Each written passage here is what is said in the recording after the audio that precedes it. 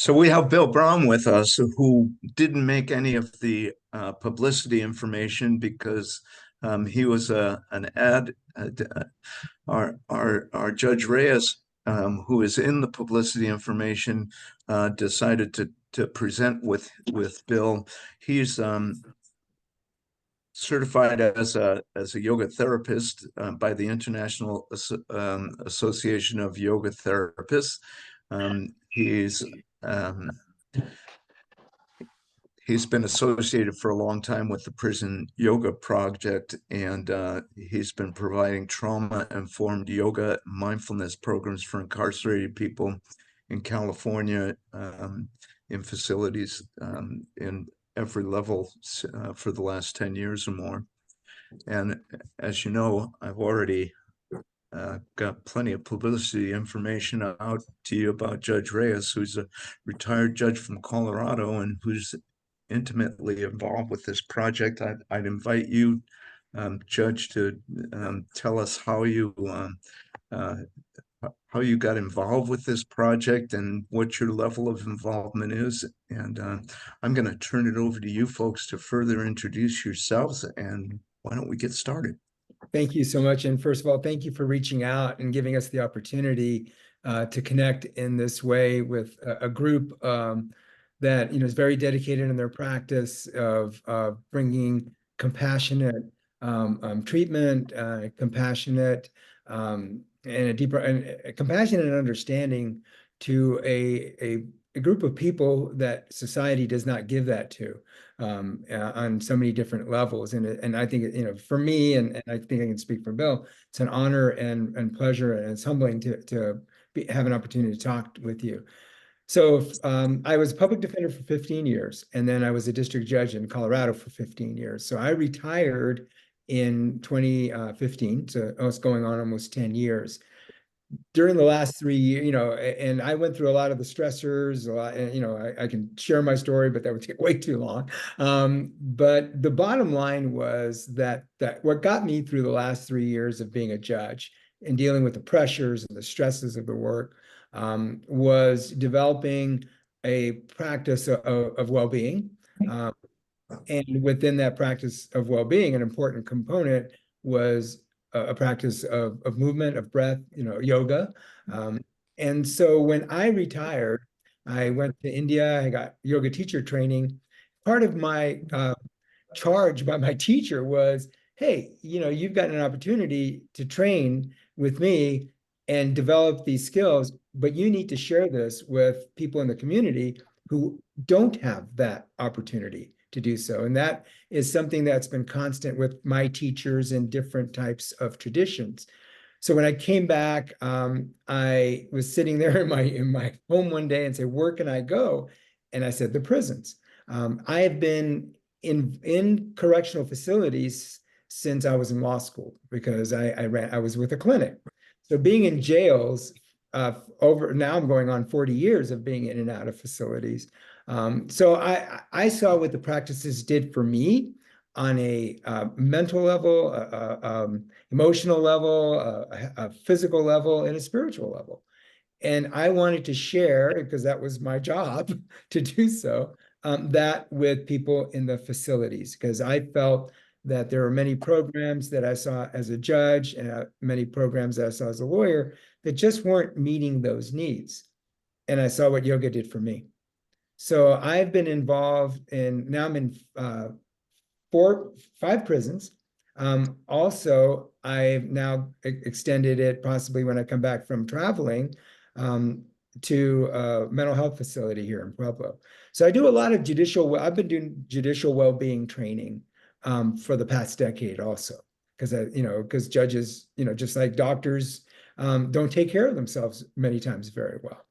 So that's kind of the short answer of how I came into this work. Bill and I connected in Albuquerque because I was looking for any expert advice that I could get when because I was in the facilities. Prison Yoga Project was, they are the gold standard as far as I was concerned. And I happened to be doing a training in Albuquerque at the same weekend that Prison Yoga Project did. So I went to the training. In the middle of the training, I walked up to Bill and said, I'm a retired judge and I'm listening to what you guys are saying about the system. And this led to a conversation. It's led to a friendship. And eventually it's led to me being on the board of Prison Yoga Project for the past 6 months or so. So that's how I've come to this as an incredible resource to help to offer to human beings. And I'm excited to share with everybody not only just the purpose, the scope and breadth of Prison Yoga Project, and also to recognize methods to mitigate the negative stressors, but also how incorporating this and what Bill and I have seen from our experience of dealing with hundreds of people coming through our system. So Bill, I don't know if you want to add something like this, because I also want to take a couple minutes to also do kind of a grounding practice to kind of settle us in from the day. Yeah. Thanks, Victor. I'll just give myself a little bit of brief introduction and a little bit of my history with this, and then I'll turn it back over to you for an introduction. I started practicing yoga late in life. I was, I think, just in my early 40s. And the very first time I wound up in a studio, I was dragged there by a friend against my will. But in the practice, I had a significant emotional release. And I was immediately hooked. And what I came to uncover through my training and then later in my yoga therapy training is I had a significant amount of trauma that I had experienced from medical complications after a broken femur when I was 4 years old. And this was trauma that was held in my body, and it had been impacting my behavior all of my life with significant anger management problem, and also basically just like a spiritual malaise that came from that experience. And when I got into trauma, I had been in therapy and not making any progress with this. When I got involved with yoga, immediately I started uh, things in my life shifting just very, very rapidly, which also, led me into my yoga teacher training, where I immediately met James Fox, who's the founder of Prison Yoga Project, who introduced the idea of yoga as therapy. So my history with yoga, my history with yoga therapy, and with trauma healing through yoga is all bound up together with my work with Prison Yoga Project. Uh, I've been facilitating, about 6 months after I started practicing, I was going into Richard J. Donovan Correctional Facility here in San Diego, California, facilitating practices. I've worked in facilities at the county, federal level, state level. We've trained staff, mental health staff in other prisons in California. And yeah, as Victor was saying, the type of transformation that I experienced myself is what really made me want to bring this into these spaces.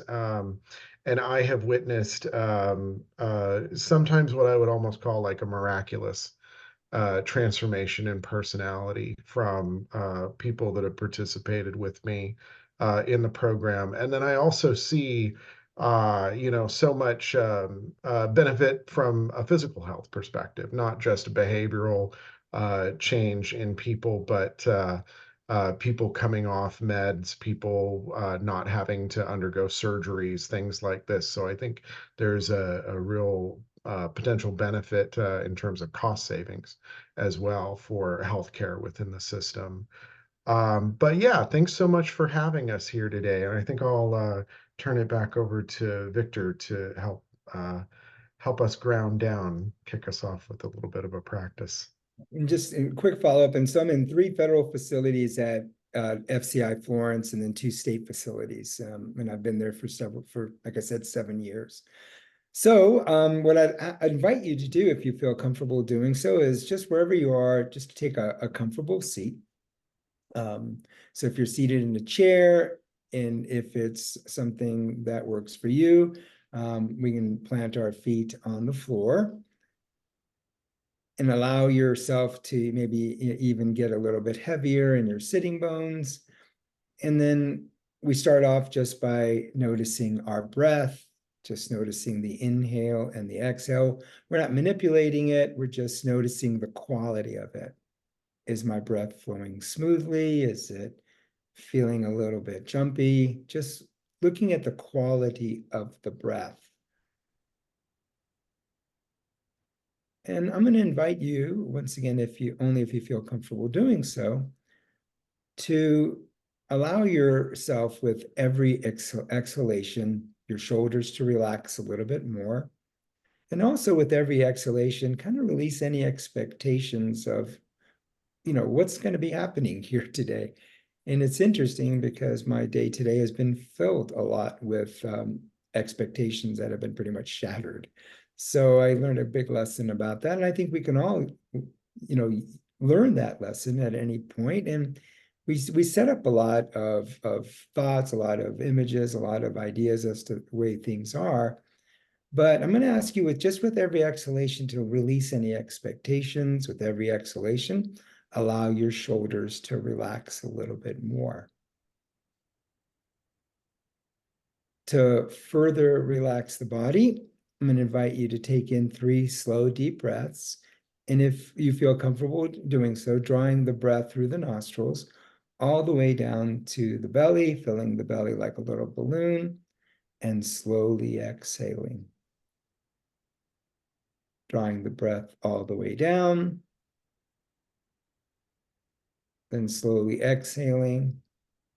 And one more time, just drawing the breath all the way down to the belly, filling it like a little balloon, and slowly exhaling. Now release any control whatsoever of the breath. Just allow the body to breathe in its natural rhythm. We can even slightly tuck our tailbone if that feels good. And then just noticing our body, maybe noticing how, if you're seated in a chair, how the back of the chair is supporting your back. Bring your awareness down to your seat, the sitting bones and your legs, noticing how the seat of the chair is supporting your body. And now bring your awareness all the way down to your feet, if your feet are flat on the ground. Just noticing how the ground, the earth supports your feet.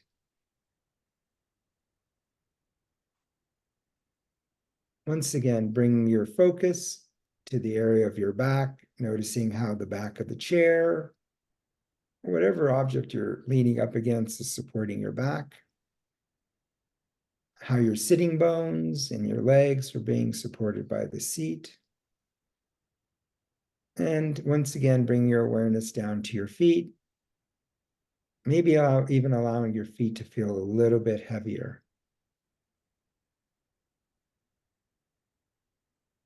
And now we can bring our focus or awareness to the very top of our head, the crown of our head, and see if we can't bring that awareness from the top of our head all the way down to our body, feeling the seat, feeling the back, feeling the seat, feeling the feet on the floor. And once again, just going back to the breath.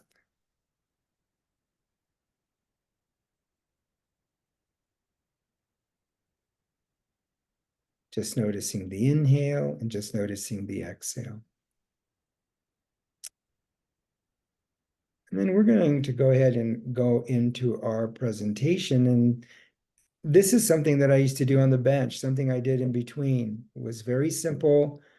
We took 3 minutes to do this, of just grounding yourself in your chair, especially after you've had maybe a difficult encounter with a patient or even a colleague, and just using your body just to settle down, just to ground yourself in your chair, maybe even laying down on the floor.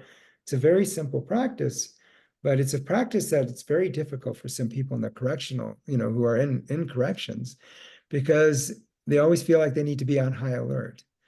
And Bill, if you could tell us a little bit about PYP And Sure. I'm going to go ahead and we'll move through the presentation here through the slides. Um, so our objectives for today, to give you a bit of an idea about the scope and breadth of Prison Yoga Project, and then also to talk about stress in the correctional environment, and then also how moving and breathing can help to mitigate some of what we experience in the stress that we're feeling in these environments. So about Prison Yoga Project, um, we start with a premise really, and the premise is, founded in trauma, that it is the traumatic experiences that people experience, both interpersonal and social trauma, things like poverty, hunger, racism, that contribute to the type of behavior that ultimately leads to incarceration. And I'll also include substance use disorders with that as well, because so many of the people that we meet in jails, for instance, are really there for substance use treatment. Unfortunately, in this prison environment, or the environment of incarceration, it tends just to exacerbate the trauma that they have experienced in the course of their lives. So really, the challenge is then, if we're not going to do something to treat the developmental trauma that people have experienced, then the type of behavior that led to them to commit an offense, that led to their incarceration, is likely to continue. And what we've seen, and this is one of the things that really has struck me, is that this environment also has a tremendous impact on the staff, not just the correctional officers, but the staff across the board. We see life expectancy of correctional officers drop very significantly due to stress-related diseases and suicide and things like this. And it is really the environment that they're working in, that hypervigilance that Victor alluded to. well, the other thing that comes into play, I've learned, is the individual trauma that people are coming into the prison work with. A lot of people from the military background.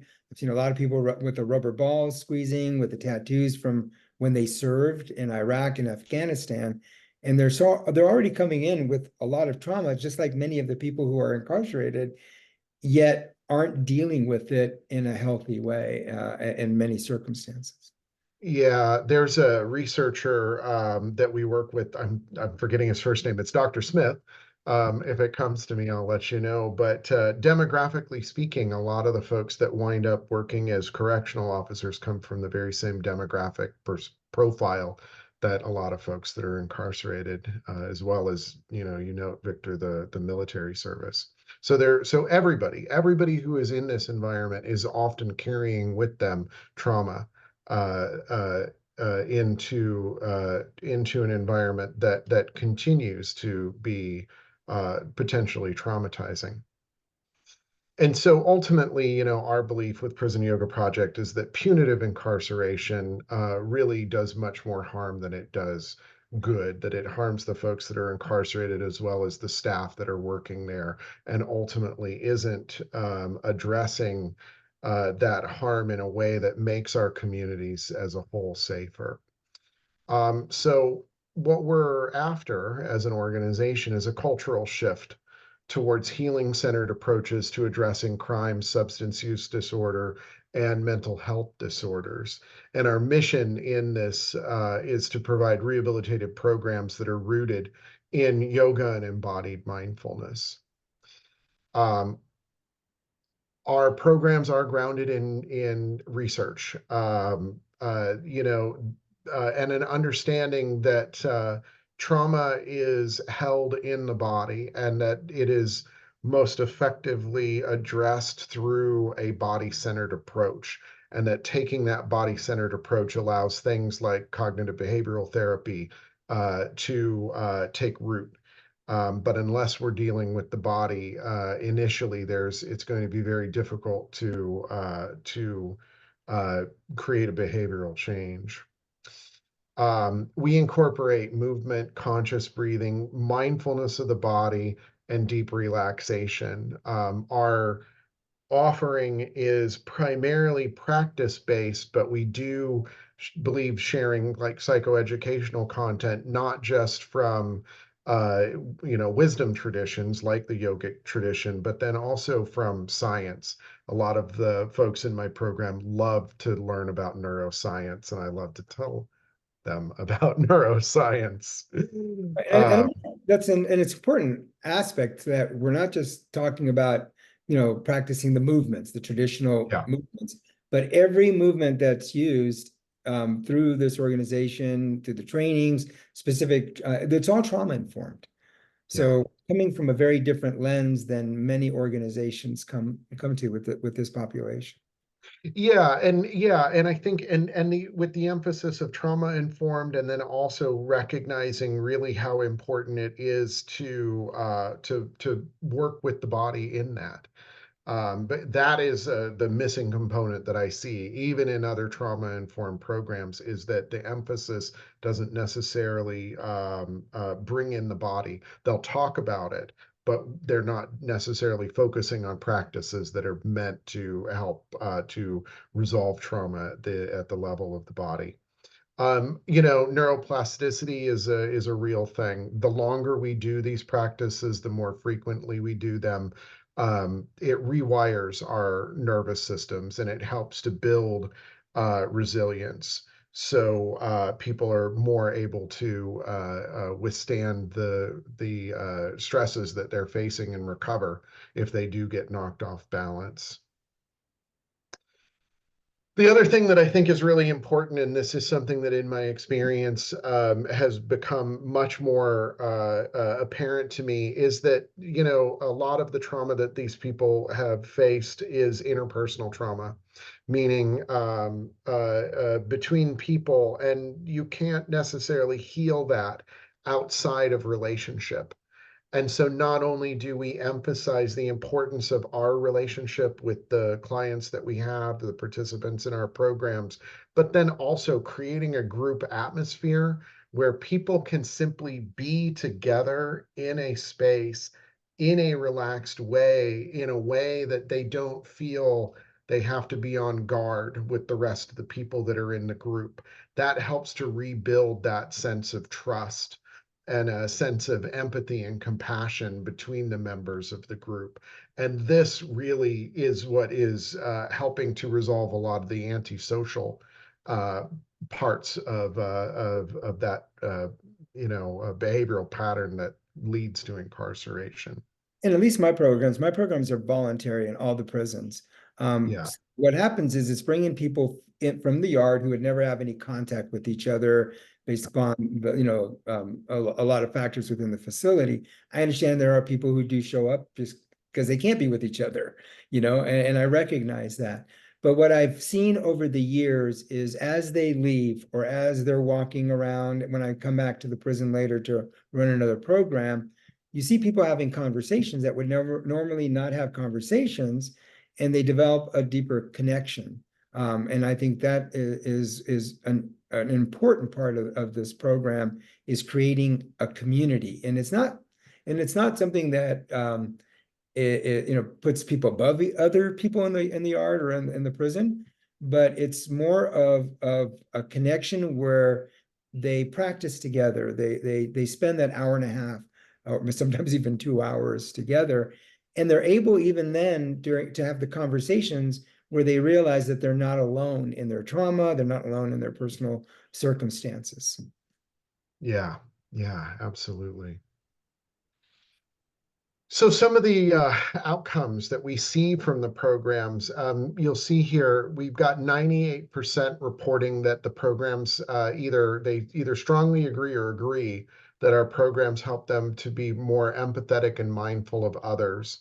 We have 96% saying that it helps to reduce their stressors and enhance their ability to cope with traumatic experience. and 100% either agree or strongly agree that they would recommend the program to other people in a similar position to theirs. So the outcomes that we get are really, I mean, phenomenal. I'm blown away. The more research we do, the effectiveness of what we're doing is really remarkable. And I think what's important with that is also that, PYP doesn't just connect with anybody who wants to go in and do a yoga project. They are very, very, I mean, one of the things people in the prison know is whether or not you're authentic as a human being. And they can smell you out if you're not. And so I think of an important part of the success of what we're talking about is the people who are actually presenting the programs, how where they're coming from when they're doing the practices. So I don't think that's something that we can ever downplay at all. Yeah, and yeah, I mean, from that relationship aspect, especially when you're talking about trauma, is like the foundation of everything. And this is one of the things that we talk about in our trainings. If we don't get that relationship aspect and the authenticity of the space that we're holding, then the yoga practice itself is not going to really take hold. It is almost, sometimes I say, yoga is our excuse just to be together in the prison in that way, that is supportive of one another. Yeah, and we really do. We really are very careful about who we're bringing in, because it takes a unique, I think, perspective to be able to hold that kind of space inside of a prison. Um, so we have four main areas that we focus on in PYP, and I'll go through these pretty quickly because I want to get on to a little bit of a discussion about why it is that yoga works so effectively with trauma. We offer programs. We have over 190 programs in, I actually think it's up to 20 states now and 12 different countries. We offer a variety of different types of programming, everything from weekly trauma-informed yoga classes.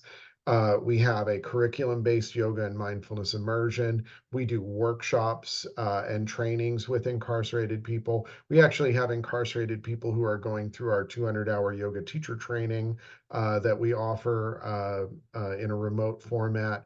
And then we do programs with correctional officers and staff. So we do offer these as direct services. And one of the roots of PYP was the book Yoga Path for Healing and Recovery that James wrote back in 2010. And this is a book that we send free of charge to any prisoner who requests, any incarcerated person who writes us to request a copy. And we've sent more than, I think it's getting close to 40,000 copies to people across the United States. And we introduced a women's specific book as well. We're going to be publishing a graphic novel for youth sometime in the near future. We also have a variety of just PDFs as well as practice videos. And we just started introducing our content on tablets. So particularly the Adovo platform, and I'll talk a little bit more about that later. A heart of PYP, another heart of PYP is the training programs that we offer. We used to go out into the world, travel all around the United States in order to, and around the world really, to offer these trainings. Over the pandemic, when everybody was locked down, we moved that online. We have a 200-hour yoga teacher training program. We have a 32-hour foundational program. And we do we're revising our training with working with youth. What did I want to say about this as well? We're very generous with scholarships. We give away about $120,000 to $160,000 a year in scholarships for trainings because we're trying to make sure that everybody who would like to participate is able to. There's a question. Yeah, please. Somebody said we'd like to support this on the tablets for the patients in Idaho. How much does it actually usually cost? I would need to know what tablets you're on.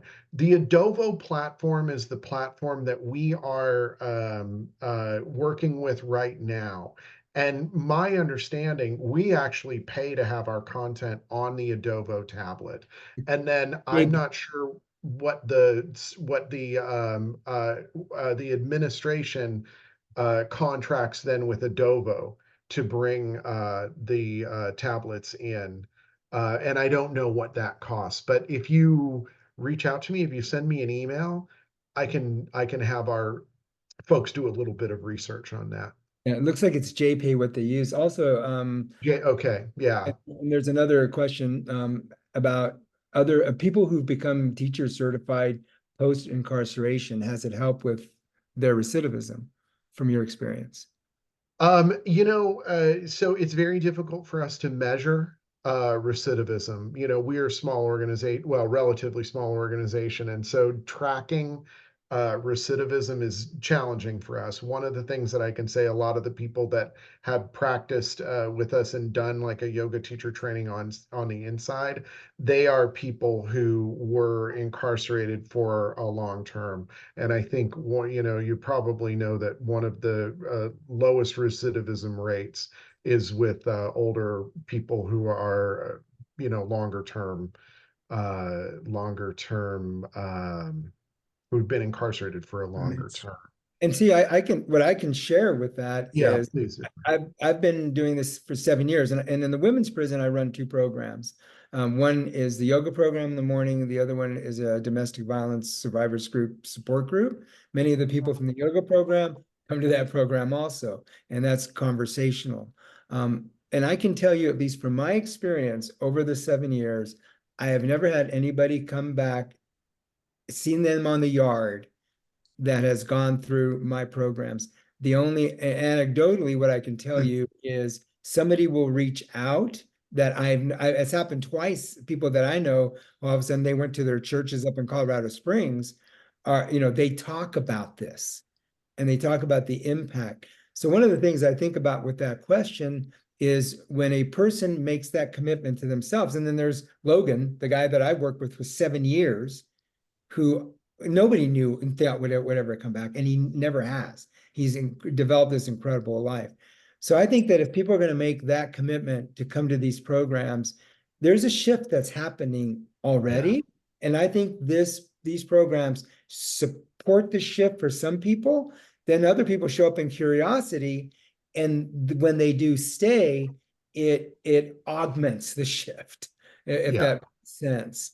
At least that's what I have seen. One of the biggest problems is sometimes people, especially young men, when I at the YOS, they don't like how it makes them feel. They like it. And the way it makes them feel is that sense of peace. And that's what throws them off.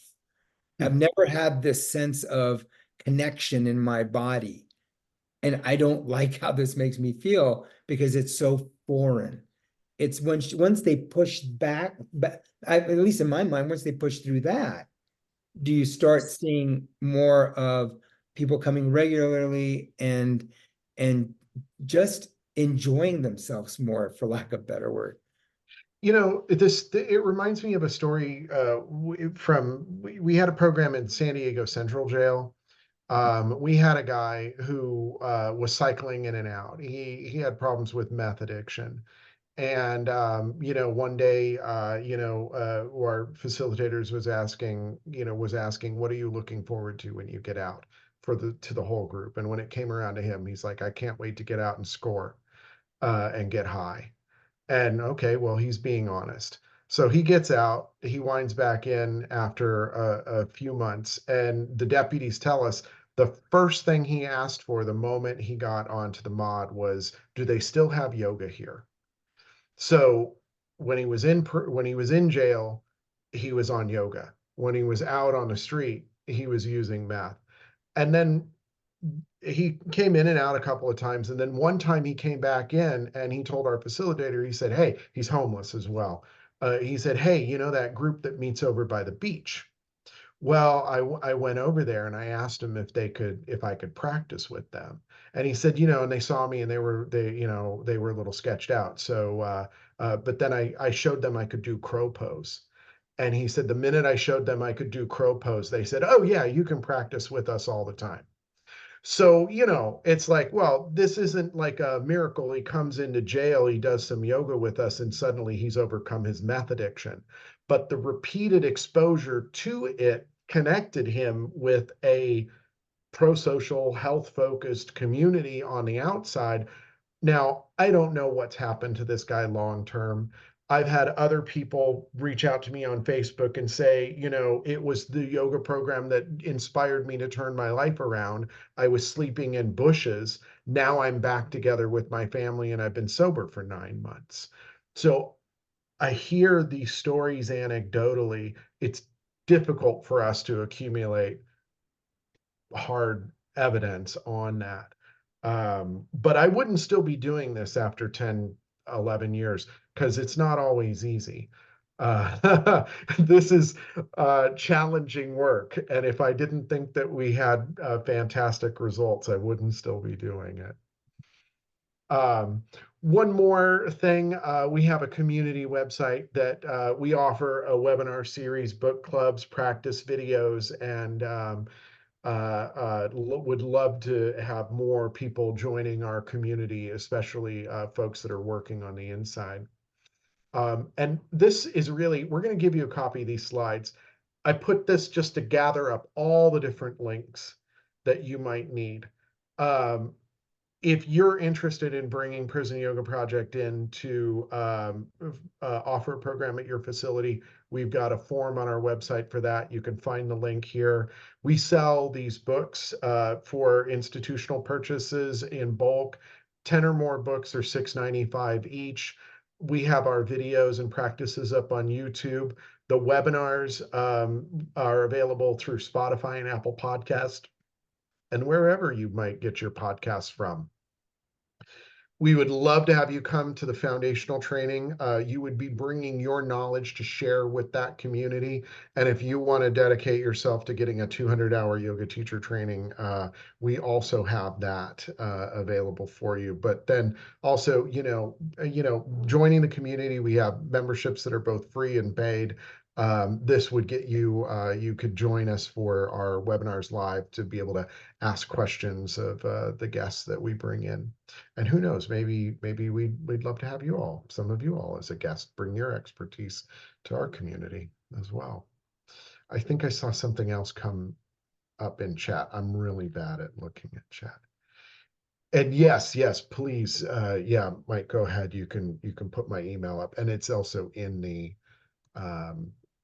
presentation here. Oh, and again, like if you've got incarcerated people that you think might be interested, you can give them our address and they can write to us and request a book, and we send those out free of charge. And we would love to do that. And then also, if you do happen to have tablets that have Adovo, we're under education and we're going to be adding more and more content. We're hoping to be providing new content to Adovo platform on a monthly basis. Sorry, I shouldn't be rushing past. So just to, I want to look at time here really quick.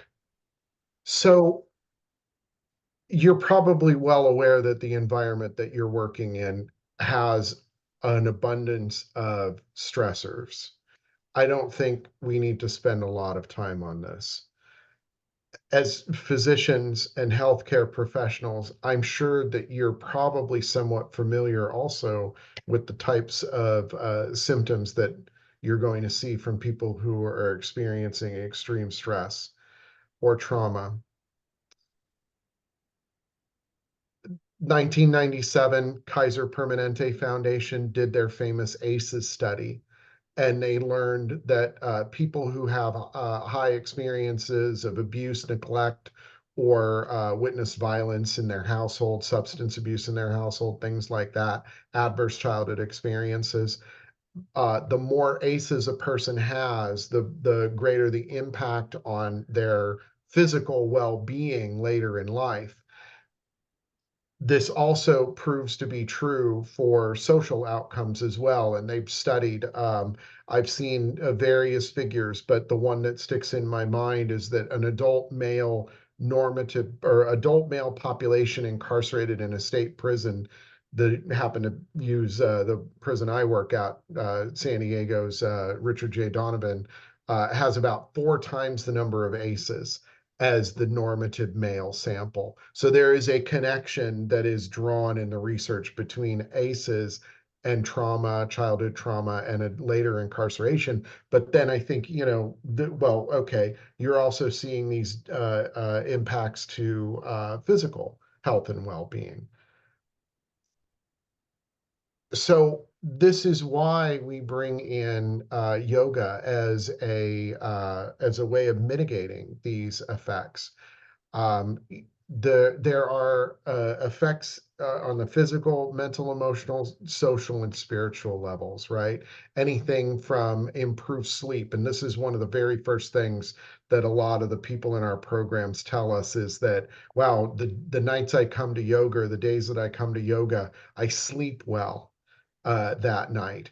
We know that it can improve digestive health. We know that it improves brain function and ability to learn. It can lower blood pressure. It boosts the immune system. And then, of course, it helps to create a greater sense of community and a sense of belonging. So all of these benefits that we're primarily looking to address the social the social impact, it's also helping to address some of the physical impacts of that early childhood trauma.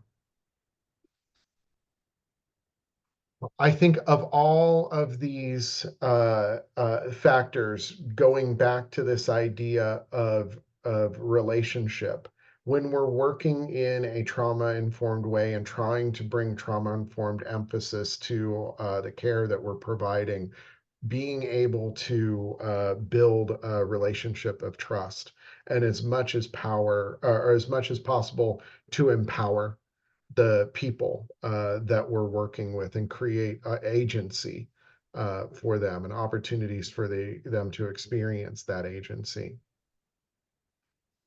And what's Go important ahead, Victor, to please. point out is I was just at the Mid-Atlantic States Correctional Association conference, speaking on what I've learned from the 7 years of being there.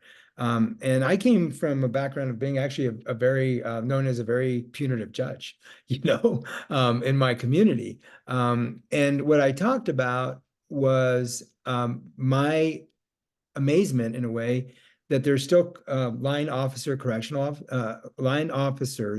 who still look at this idea of trauma and think it's just baloney. And it's so important that people realize that because you've gotten over trauma in your own personal life, you don't have the same tools that other people, or you may have better tools than other people have.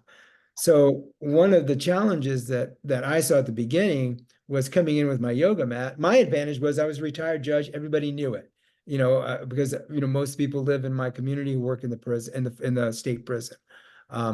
And over the course of time, what I saw was more officers coming in watching the program. More officers coming in at the end when I was playing a drum just to sit down and listen to this pan drum that I was playing, just to take a few minutes off the yards and chill. So this buy-in is not only just on an administrative level, but it's also the line officers who I know there's officers in San Diego, I believe, right, where she's actually taken the training and been very involved. So as people see what is happening and people realize that there are conflicts with people who are in the classes go down. Yeah. One thing the officers have told me is the people who come to your classes we don't have as much problems with. Now, whether or not they would have those problems initially, I don't know. But they make it a point of telling me now that this group of 20 to 25 people who regularly come, they're not problems anymore. So I think it's important that this connects on all levels, from administration down to the line officers. Yeah. Yeah, I'm really impressed in the last 10 years to see how many more correctional officers and correctional staff have been coming into our trainings, because I think a big change happened with Bessel van der Kolk's book, The Body Keeps the Score, in making bringing an awareness of trauma. And I think there's a great question here about are there standardized scripts that address the trauma during the poses?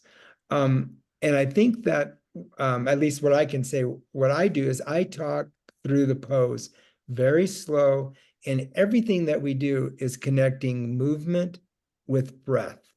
Yeah. And in a very slow manner. We're not rushing through poses. I conduct more of a teaching class. It's not like a vinyasa class. With the younger guys, they want a little bit of a workout, so that becomes a little bit more challenging at almost at 65 for me. But we do it. However, I think the key they learn, and because we have conversations in between. Yeah. So conversations is feeling, stopping and feeling what is going on. And I Yeah. think, well, you taught me this, so I know Yeah. you. Yeah. Yeah, with trauma, one of the key features is dissociation. So we're trying to reestablish a connection with the body.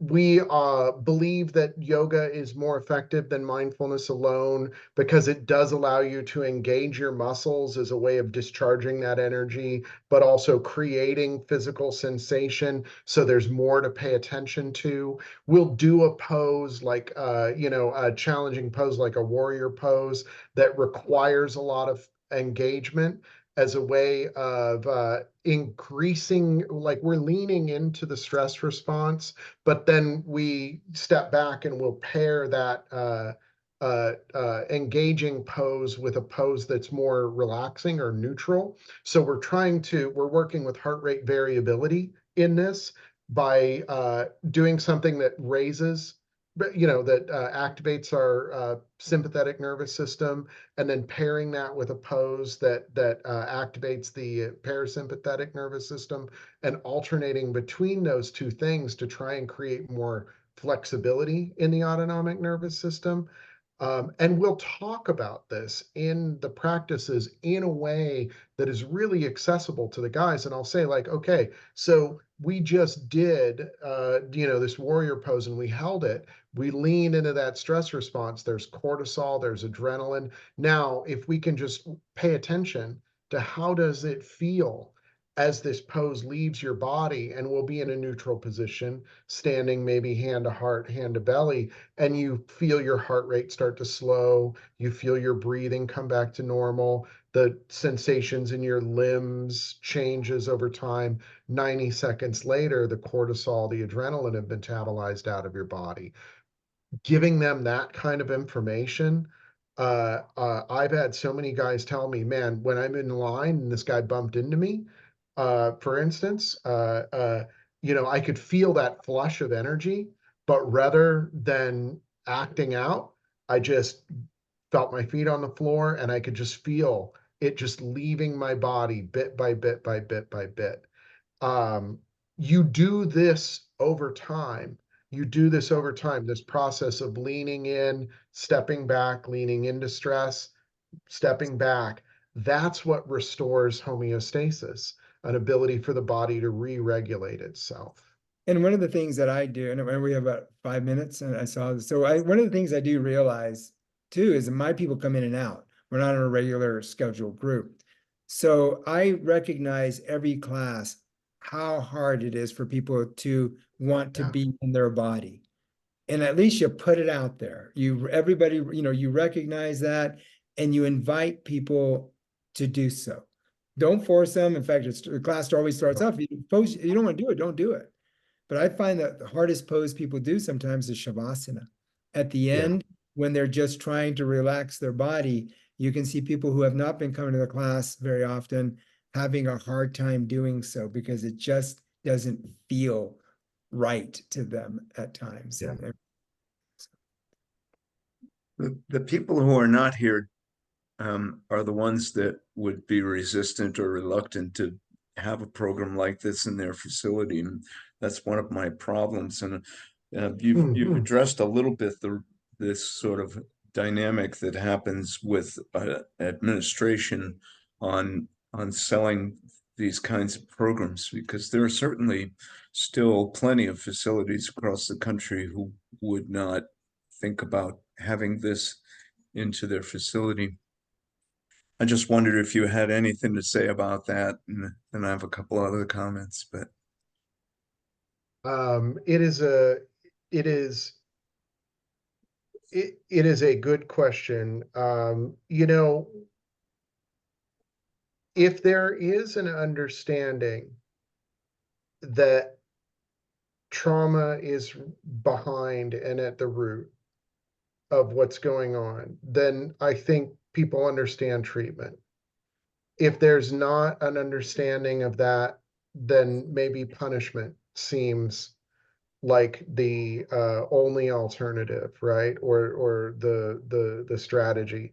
What I find, honestly, we as an organization are challenged by trying to keep up with the demand that we have from for our programs from the facilities that do get it. So I'm not in the business of trying to convince anybody that this is really the way to go. I think there are enough facilities out there that do have that perspective and understanding. You could, I think, take the route of selling it by a reduction in healthcare costs or a reduction in incidents, that people are more inclined towards a calmer temperament and less impulsivity. And we can show that. Yeah. in Oregon, go ahead. I No, interrupted. I'm go sorry. ahead. Yeah. So in Oregon, they did a transcendental meditation program. We got a grant for that in the prison system. And it started at my prison and another prison. And their technique for bringing that into the building was to train and discuss the whole program with staff Yeah. first. And I thought it was counterintuitive and brilliant, in my opinion, and I'll just share that experience. And it's they were receptive in Oregon, partly because that's where a lot of the seminal research on trauma in correctional officers started. It came from here, Oregon, and so that made a difference, I think. One of the things that I've seen is when, we've got a real strong desire to bring this in for staff, because we see the health consequences among officers as well as all the staff working inside facilities. It's easier to actually reach the officers by saying, hey, we'd like to talk to you about something that can help the people who are incarcerated in your facility. And we start talking about trauma-informed processes as a way of reaching the inmates. And they start to recognize, oh, wait, this is applicable to me as well. So we have a similar strategy for engaging with staff by not trying to directly engage with staff, but we're bringing this practice into the facility as a whole. Right. And one of the comments here is about approaching administrations, and I can just only speak for myself, but I'm always willing to talk to whoever I need to talk to help facilitate, just like I know Bill would be. I'm speaking for Bill, but I know and one of the things that got me, like I said, I showed up one day in the facility and it was Judge Reyes who showed up. Yeah. And had I been some, young guy with dreadlocks with a million more talent than I have, there would have been hesitation. But no, I showed up. And why? Because I was able to communicate with them, because I'd represented people. I mean, I'd been in the prisons. And so that was almost a level of comfort for them that it, if Reyes is bringing it in, there's got to be something a little bit more to this. So I think it's very important to be able to make those relationships. I'm more than happy. I'm going to be gone traveling. I have teachings outside of the country on wellness over the next month and a half, but I'll be back after August 4th. And please reach out. You have my email. Please reach out to me if you need support in any way whatsoever. And I've been speaking at prison conferences lately. So I'm hoping to spread the message that way. Yeah, and I'll just say that, like, when we are pitching a program, or when we are writing a grant that is specifically, like, administered through a DOC, we are able to map the benefits of trauma-informed yoga and mindfulness to the R&R model. It's almost a one-to-one correspondence. We're able to address all the different criminogenic factors, and we can speak to the benefits of our program in terms of the type of rehabilitative models that I think a lot of administrations are evaluating programming along. And that as Judge Reyes was saying, right, as Victor was saying, having that kind of, we're not just a bunch of long-haired hippie yogis, at least not anymore. I might have had long hair at one point, but I understand how to speak with folks working in the correctional side, the custody side of things, in a way that I think gives them an understanding that I know what's up. Yeah, and that request a program link that's in the slides that will get out to you, that is a great way of gathering information, and we can connect you with folks that can help bring a program in to your facility if you're interested. I just want to recognize Justin Sterrett, who has commented in the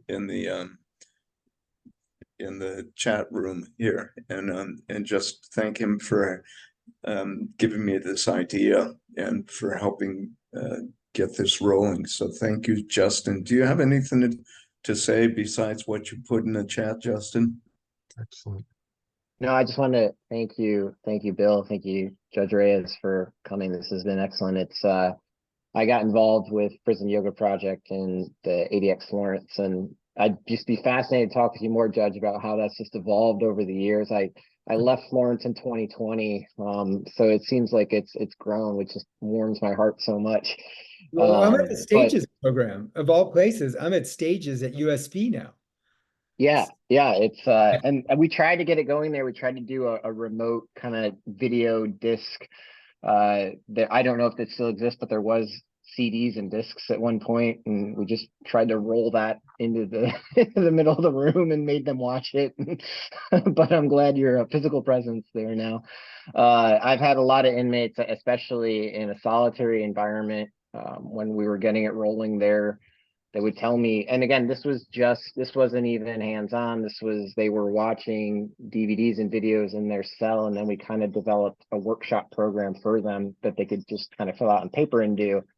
And I had a couple that stand out in my mind that told me, like, they got off their psych meds because they were just able to just watch the videos and do yoga every day, and that's all they needed. So there's a lot of power in this program, and it's really great. And anyone that's considering trying to get this started in your institution, just highly recommend checking them out further. So thank you guys again. Yeah, thanks, Justin. That's awesome. We started this 5 minutes late, so there's still a couple of minutes for folks to comment or ask questions now. I'm going to stop sharing the slides, by the way, just so we can see each other. We've traditionally, there's a lot of discussion in these groups. It's a smaller group, so therefore a little different. But it'll be richer. What I did notice is that we've gotten far fewer dropouts of this program than any of the programs before you, and so the people who are here are genuinely interested. Yeah. Well, and I think that's the thing is what I've, you know, and what I have witnessed over the years is that I've never left a facility and thought I wasn't exactly where I was supposed to be, whether Mhm. that's ADX or FCI or USP or even the camp. I've always left with a sense of really connection. And the guys I don't know how they found out, but the guys in stages told me as I was leaving the other day, so you're a judge. You were a judge. It's like, whoa, and I'm the only one there without a staff vest either. And I'm thinking, well, is this okay? And they were like thinking, yeah, it is okay. Because, because one of them said, well, what did you do before you became a judge? I said, well, I was a public defender. And some of them were okay with that. I think they were better with me being a judge than being a public defender for some reason.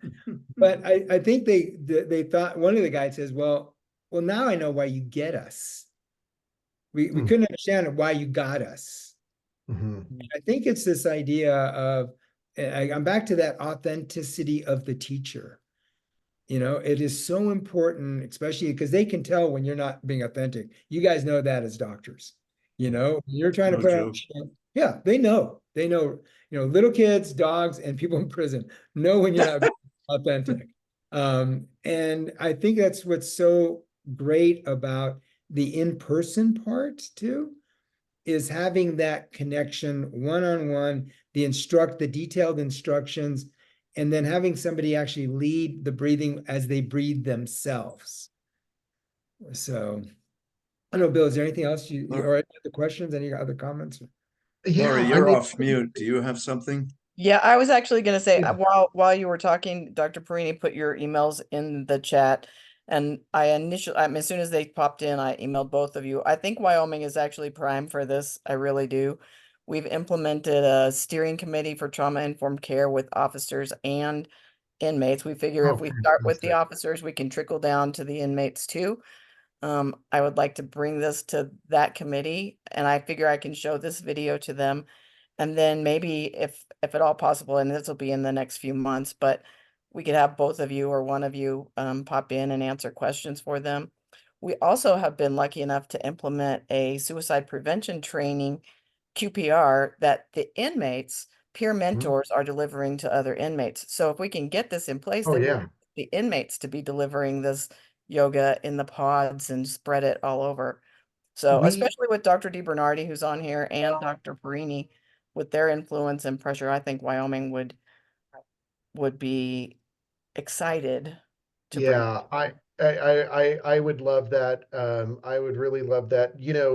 This is something I'm leading right now as a peer facilitator training down at RJ Donovan, because we realize that the ability for us to be there, it's so much more, I think, effective and cost effective if they can have practices that they're leading and it's always present 2-3 times a day rather than once a week. Exactly. And yeah, so that's something yeah, and I love to hear that this sounds like it's an awareness that's throughout the whole system, the trauma informed perspective and implementing trauma informed care. I'd love to be a part of that. Yeah, Yeah. it's very exciting for me. I mean, it's very exciting because it's been like 10 years that I've been trying to bring this trauma informed, but you have to bring it in through people that have influence.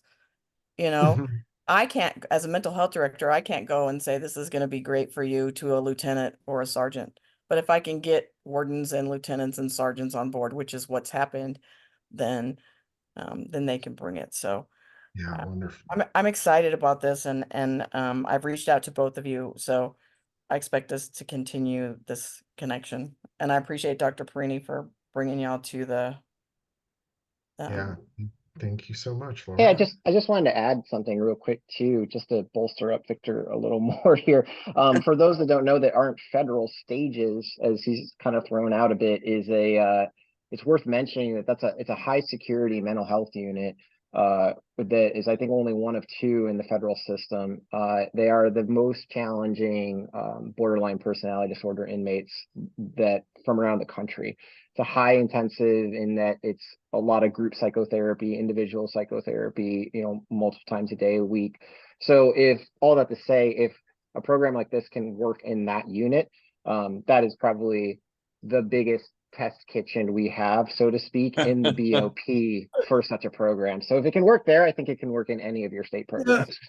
So, but they're my favorite group, because it's so, yeah. I mean, I usually have like three or four guys are usually in those cages, because they're coming from that back side. But what they really like is the drum, this melodic drum that I play, and we spend time at the end using our breath as I play a drum. So, I always laugh because the other guards are always going, "Oh, you're going to stages?" I'm going like, "Yeah, it's my favorite group, that to practice with." I don't know what that says about them or me, but I always, we get into systems and they'll use our programs as a perk. And I'm always like, give us the people that are struggling, give us to the most challenging, because this, for some reason, just feels like where we see so much benefit out of it. Put us in a challenging environment. I think it's where this plays the strongest. Well, I'll just say, I think in closing, unless somebody else has something to say, that the reason that I started this Grand Round program, at least one of them, I mean, education for physicians, yes, but one of them was the opportunity to meet interesting people and network with my colleagues, and this has fulfilled that 100%. I'm very appreciative personally for this session, so thank you. Yeah. thank you. Thank everybody Yeah. for staying too. Thanks Yeah, all. I'm thank gonna everyone who's here today. I really appreciate the work you're all doing. appreciate you. Very Hope to much. connect again. Thank you. You guys have a great night.